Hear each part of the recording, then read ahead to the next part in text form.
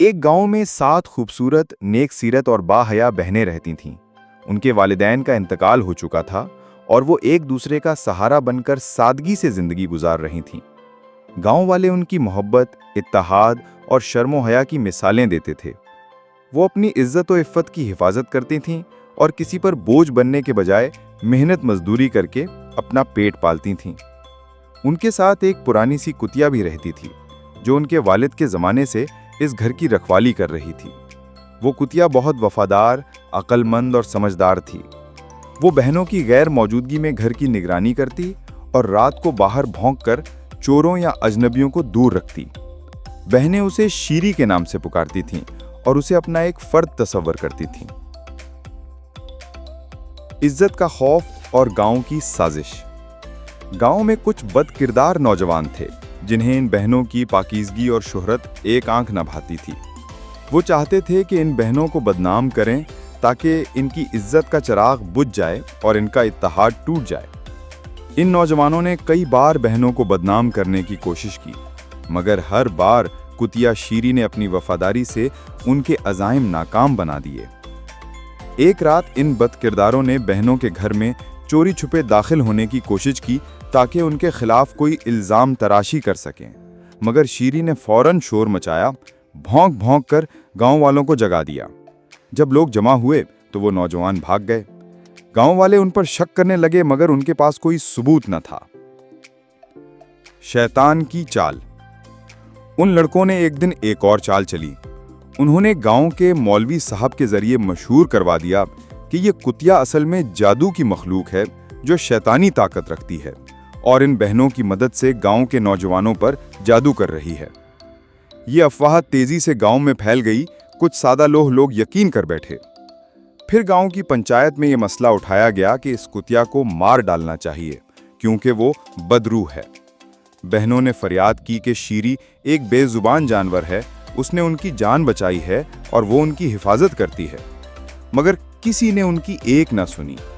ان سے کہا گیا، اگر تمہیں گاؤں میں رہنا ہے تو اس کتیا کو مار ڈالو۔ یہ لمحہ ان بہنوں کے لیے قیامت سے کم نہ تھا۔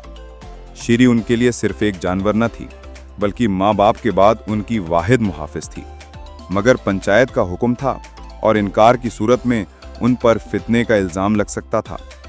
ان بہنوں نے اللہ سے دعا مانگی، اے رب تو جانتا ہے حق کیا ہے، ہمیں اس آزمائش سے سرخرو فرما۔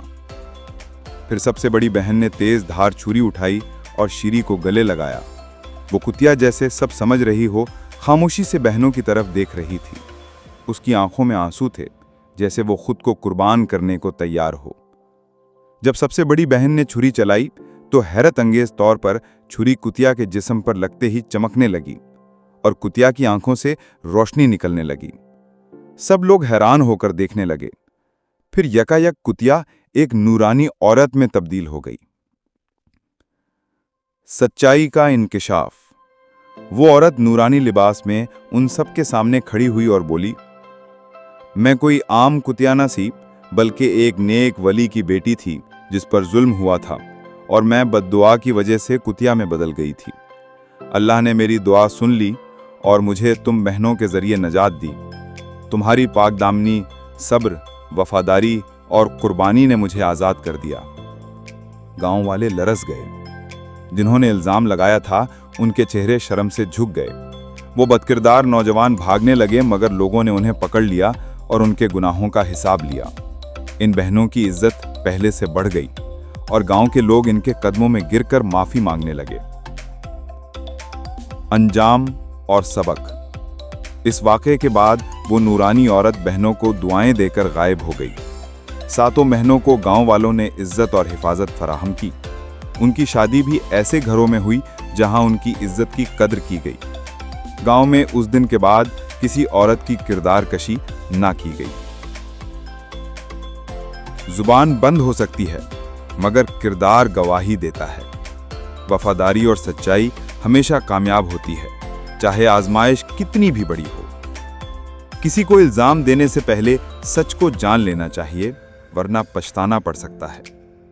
اللہ اپنے نیک بندوں کی حفاظت ضرور فرماتا ہے، کبھی کتیا کے روپ میں، कभी किसी इंसान के जरिए।